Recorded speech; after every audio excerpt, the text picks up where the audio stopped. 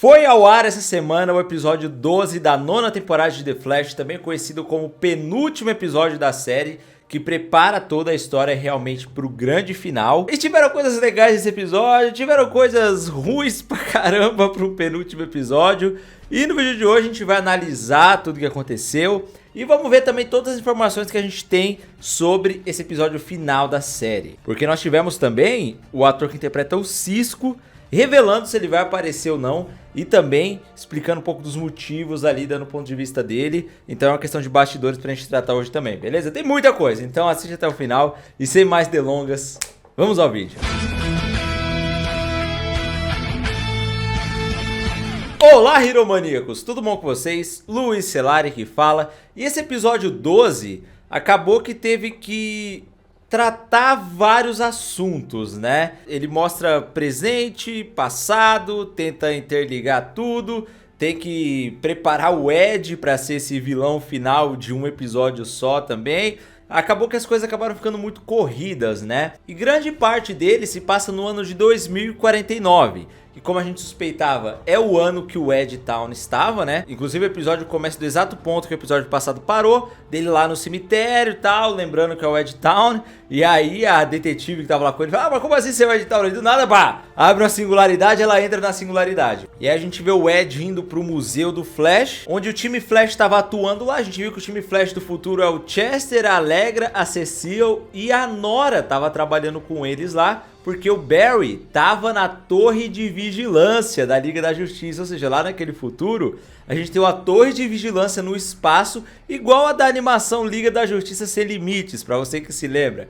E aí ele tá lá e não pode, então a Nora tá lá resolvendo os probleminhas lá de Central City. E aí o time Flash tá operando lá e tal, aí chega o Ed. O Ed fala: ah, eu quero falar com o Flash. E aí, ó, tá aqui o traje do Flash, ó, o manequim. E aí quando o Ed tá lá no museu do Flash, ele vê que o Will Barstown não morreu, tem lá um videozinho falando que o Flash Reverso voltou várias vezes e tal. Aí o Ed fala: caramba, então meu sacrifício foi inútil, porque ele ficou voltando, eu morri por nada. Aí aparece uma filha alternativa que ele teria com a Iris, que teria o mesmo rosto da Nora, mas seria loira. Enfim, achei meio preguiçosa essa representação de uma filha do Ed, né? Mas é no sentido figurado. E aí quando o Ed tá mal emocionalmente, abre-se outra singularidade ali, igual a que sugou ele no final da primeira temporada. E aí aparece a Nora e salva ele, fala: caramba, você é o Ed, você tá vivo, e leva ele lá pro Star Labs. Aí eles fazem alguns exames e veem que ele realmente era o Ed Town. E aí o Ed vê que, pô, o Barry e a Iris se casaram, tiveram a Nora, e a vida dele ficou de lado, ele foi esquecido. Começou a ver ali que ele começou a ficar incomodado com aquela situação ali, né? Caramba, velho, eu fui esquecido, eu perdi minha vida, por que eu voltei à vida, o que aconteceu? Meu sacrifício não adiantou de nada. E aí, enquanto isso, o Barry tava desaparecido, porque lá no presente, quando a Nora ia nascer, ele sumiu, né? Porque ele apareceu pouquíssimo no episódio passado, e nesse episódio ele aparece pouquíssimo também.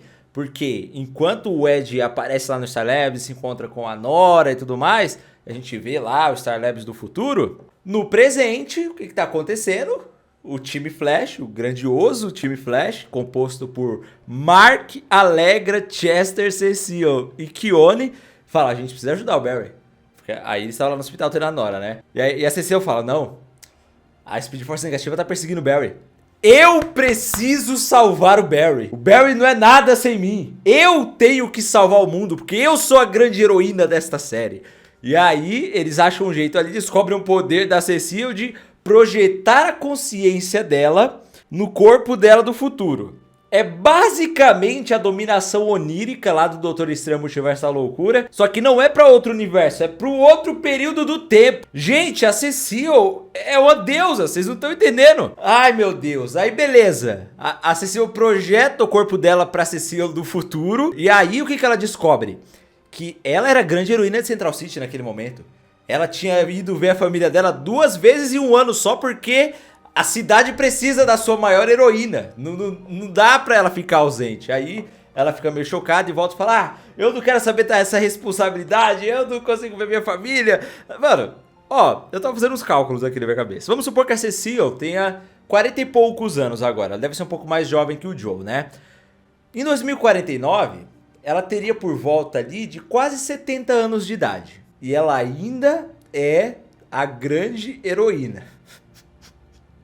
Mano, o Eric Wallace não tem noção nenhuma, velho. Nenhuma. Aí, mas beleza, Cecile era grande heroína. Aí ela faz esse sacrifício e fala: não, eu vou projetar a minha consciência na minha versão do futuro pra salvar o Flash da Speed Force negativa, porque o Flash precisa de mim, eu sou a maior heroína. E aí o Barry aparece lá no futuro, né? Só que o que aconteceu? A Speed Force negativa já tava arquitetando todo o plano para transformar o Ed no avatar dela, né? E parte do plano era revelar tudo aquilo para ele e fazer com que ele sentisse ódio do Flash e aceitasse todo esse poder. Então o que ela faz? Ela domina temporariamente a Nora, filha do Barry. Ela pega o cristal lá no cofre do tempo. Inclusive, naquela cena que a Nora manda uma mensagem pro Flash do futuro lá na Torre da Vigilância, aquilo criou uma expectativa enorme, porque eu falei: ah, o Flash do futuro vai receber a mensagem e vai chegar pra ajudar o Flash do presente. Eu lembrei logo do episódio 19 lá da terceira temporada, quando o Barry encontra o Flash do futuro lá. Eu falei: ah, vai ter uma cena assim, a gente vai ver o Flash velho, vai ser incrível. Ai, meu Deus do céu, por que eu acredito no Eric Wallace ainda? Mas enfim. Aí beleza, né?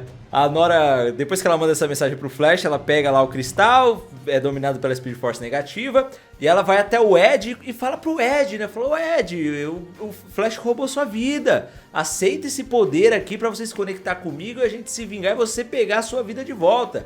Mostra a filha que ele teria e tal. De princípio o Ed não aceita, né? Afinal ele ainda tava com aquela mentalidade que ele tinha se sacrificado e tudo mais. E aí o Barry aparece lá, né? Ele luta ali com a Nora dominada pela Speed Force negativa, aí ele pega e consegue fugir dali com o Ed. Aí leva o Ed pra casa dele ali, que antes era a casa do Joe no passado. E aí ele percebe que a casa tá cheia de Tarkins negativos, então toda aquela realidade dele se chamar Malcolm Gilmore foi tudo criado pela Speed Force negativa, porque tinham Tarkins negativos ali.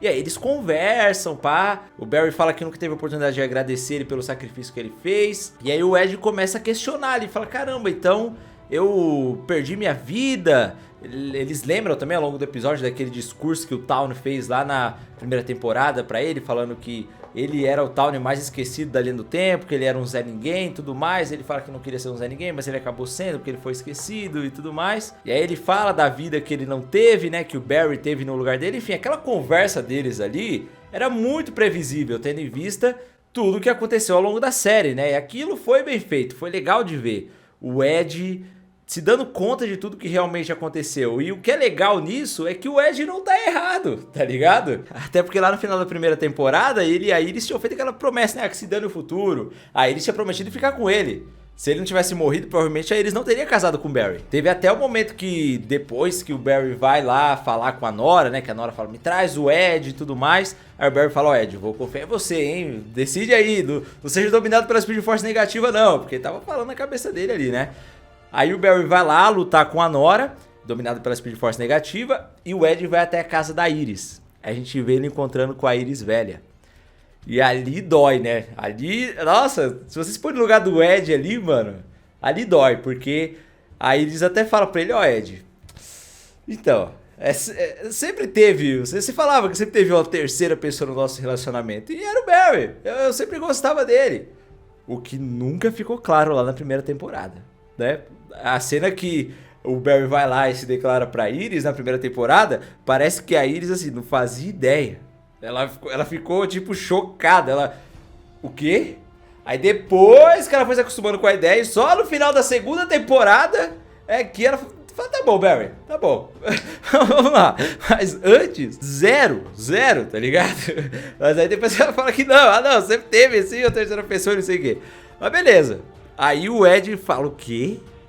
Então, e a Speed Force negativa continua brincando com ele, né? Porque tem uma foto lá do Barry, da Iris com o Bart e a Nora, vendo a família dele lá e tal. Aí muda pra família que o Ed teria com a Iris. Do Ed, aquela filha dele lá, que é igual a Nora, só que loira.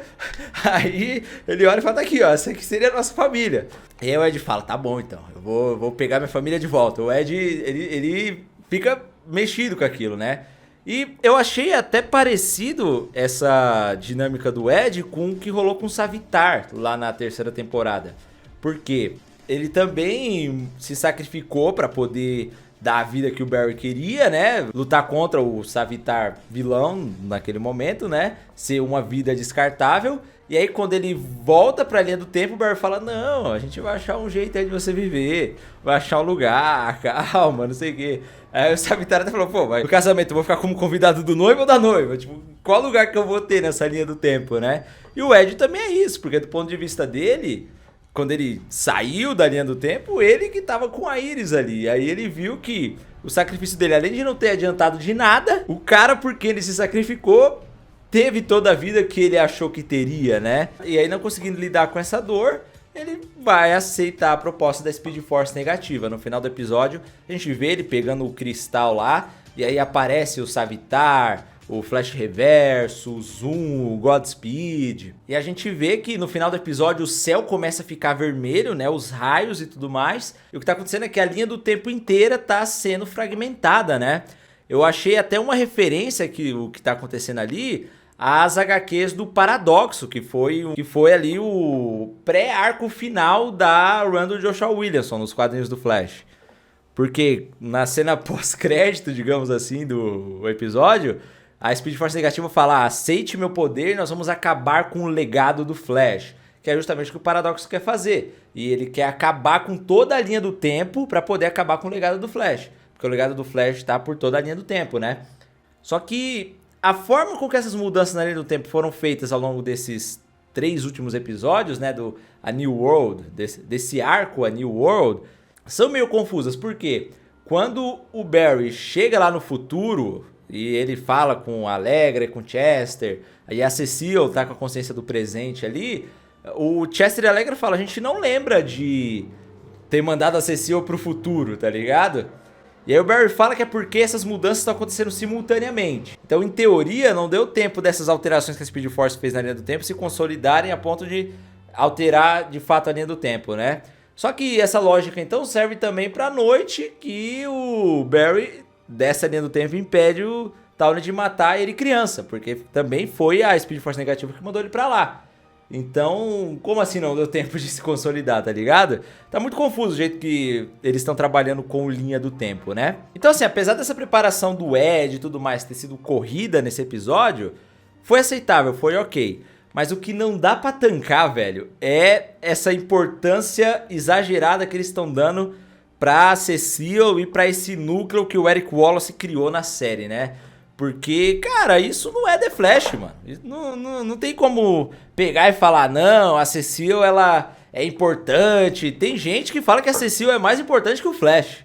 Isso é um negócio que não vai entrar na minha cabeça nunca, cara. Porque o Eric Wallace entrou como showrunner da série lá na 6ª temporada, né? E de lá pra cá, você vai vendo que ele foi, tipo, acabando com a série do Flash aos poucos e meio que tentando criar uma série dele ali, né?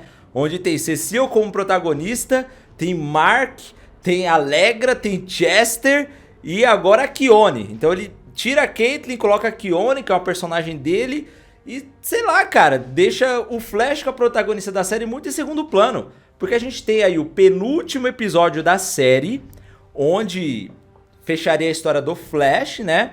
E ele gasta mais da metade do episódio colocando a Cecile como, não, olha lá, ela vê no futuro que ela é uma grande heroína e ela não consegue lidar com esse fardo, isso faz mal pra ela, mas ela supera isso, vai lá e salva o Flash.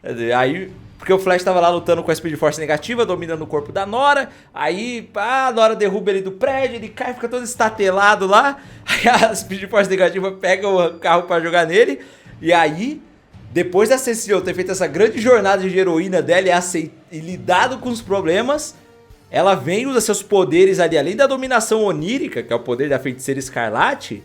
Ele não tá contente com isso, não. Ele ainda transforma a Cecile no Doutor Estranho, porque ela pega a Nora, que é uma velocista também, ou seja, ele rebaixa o nível de poder dos velocistas a uma parada ridícula. E aí ela usa o poder Jedi dela, porque ela, além de ser a Feiticeira Escarlate, ela é uma Jedi, ou ela pode ser também a Jean Grey, tanto faz. E aí ela usa o poder dela de projeção astral. Ela tira a Speed Force negativa do corpo da Nora, fazendo uma referência ali às cenas de projeção astral do filme do Doutor Estranho também. Então ele transforma a Cecile basicamente na maior heroína do multiverso. e coloca o Flash ali de novo, como ele já fez várias vezes, não só nessa temporada, mas em todas, transforma o Flash num inútil, num imprestável. O Flash é uma vítima na série, ele não é o herói, do ponto de vista do Eric Wallace. Os heróis são esse núcleo que ele criou dentro de The Flash.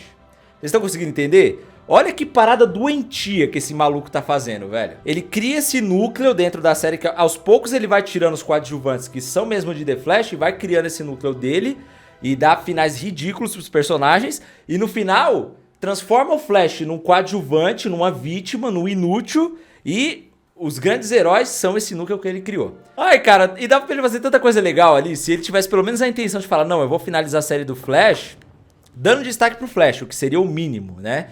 Mano, fazia o Flash do futuro aparecer lá e ajudar ele, velho. Não seria da hora? Tipo, mano, o Flash do futuro recebeu aquela mensagem da Nora que ela mandou no cofre do tempo e que não vai servir pra nada se não tiver o gancho pra isso no próximo episódio.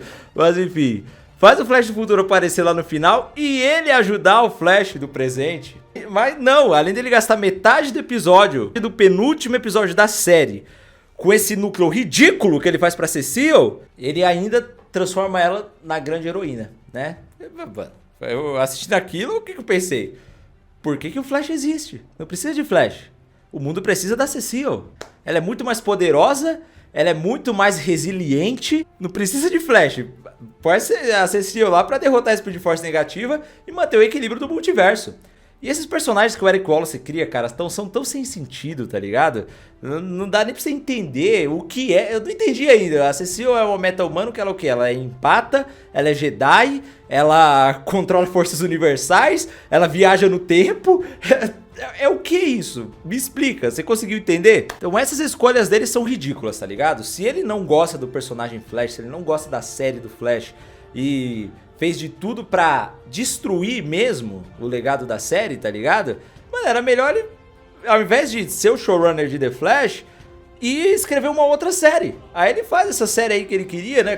Colocou esse núcleo de personagens dele, Cecile de protagonista e show. E mano, eu vi uma coisa hoje que me deixou ainda mais revoltado, velho. Que a Entertainment Weekly trouxe ali umas informações sobre o final da série, né? E eles entrevistaram o Carlos Valdez, que interpretava o Cisco. Porque esperava-se que o Cisco fosse aparecer, né? Só que foi confirmado que o Cisco não vai aparecer nesse episódio final. E o Carlos Valdez até falou que, mesmo ele saindo da série, ele esperava que fosse aparecer no final da série, que ele fosse participar, só que não rolou por conta de conflitos de agenda. E em Hollywood, quando você vê conflitos de agendas, leia-se por falta de planejamento, incompetência ou então não ter vontade de fazer. Por quê? Se ele não tivesse feito toda essa coisa ridícula que ele fez com Cecile, Keone, Mark, Allegra, tudo esse negócio desnecessário, se ele gastasse os recursos da série, a mente criativa dele, pra fazer um final pra The Flash, colocando o Flash como protagonista, era só ter planejado isso um ano antes das gravações e dava pra marcar com o Carlos Valdez de boas gravações. Isso não é dificuldade, isso foi falta de vontade mesmo. Porque conseguiram trazer o Zoom, conseguiram trazer o Godspeed, o Tom Cavanaugh, todo mundo. Então isso daí é simplesmente falta de vontade. Ele preferiu fazer essas bosta que ele fez aí do que colocar o personagem que realmente os fãs da série gostam de ver, entendeu? E assim, a gente só assiste The Flash, ainda só acompanha mesmo por conta desse pouco que a gente ainda tem do Flash. Quando a gente olha esse tanto de besteira aí, velho, a vontade era de não assistir mais, tá ligado? Se eu não fosse tão fã mesmo, se o elenco original não tivesse feito um trabalho tão magnífico nas primeiras temporadas, a ponto de conquistar a gente mesmo, velho, sinceramente, eu não teria acompanhado até aqui não, tá ligado? Então os méritos de eu acompanhar até hoje, acho que de vocês acompanharem também, é pelo que foi as primeiras temporadas. Porque pelo trabalho exclusivamente do Eric Wallace, a vontade de assistir é zero. Como se fosse um relacionamento abusivo, entendeu? Ele abusa do nosso amor por The Flash e foi construído por uma outra galera que fazia a série. Mas enfim, a gente tem que falar sobre todos os problemas, tem que falar da parte que a gente gosta também. E vamos acompanhar esse final, vamos ver como é que vai ser, se vai ter o mínimo de dignidade, beleza? Comenta aqui embaixo o que você achou desse episódio, o que você tá achando dessa temporada também. E ó, eu tô planejando uma parada pra fazer aqui no canal, que eu quero fazer uma watch party assistindo o último episódio em live com vocês na quarta-feira que vem, que é quando ele passar ao vivo na CW. Então eu quero assistir ao vivo com vocês aqui, eu vou organizar isso aqui ainda, mas já salva aí na sua agenda. 8 da noite da quarta-feira que vem, beleza? Se inscreve no canal para não perder, ativa o sininho e é isso. Muito obrigado por ter assistido até aqui, um beijo e até a próxima.